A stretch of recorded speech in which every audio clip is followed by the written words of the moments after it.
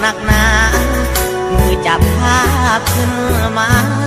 ก็เห็นหน้าอายก็ซื่นสมบัวดอกอมอายบางสมดมกินหากอายไม่บ่สิ้นฟ้าดินขอจงเป็นใจจดหมายของน้อง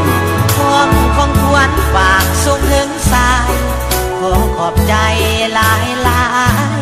ขอจงให้เขายืนนานสงกรานต์ปีใหม่เอาไว้พบกันเดือนห้าไอ้ขอสัญญาว่าจะหักน้องสัวนิรันดร์จำได้บ่น้องสองเฮาสัญญาสาบานภายใต้ทำกลางแสงจันทร์คิดถึงวันหักกันผ่านมาเห็นภาพน้องยิ้มนิ่มนวลเกินว่าของแววตาของน้องใส่ซองงามสะดุดตาด้านหลังเขียนไว้ว่าหักอายคนเดียวเท่าฟ้าอย่าให้เป็นภาพลวงตาบ่นานดอกนาอายจะมาขอ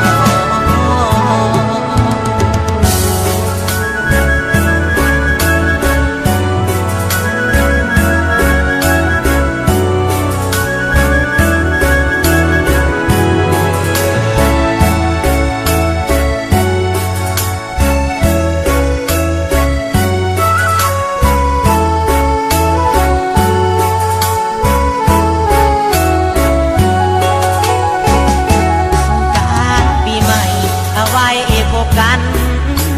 เดือนห้าไอ้ขอสัญญาว่าจะหักน้องสัวนิรันดร์จำได้บ่น้องสองเฮาสัญญาสาบานให้ใต้ท่ามกลางแสงจันทร์คิดถึงวันหักกันผ่านมาเห็นภาพน้องยิ้มนิ่มนวลเกินว่าของแววตาของน้องใส่ซองงามสะดุดตา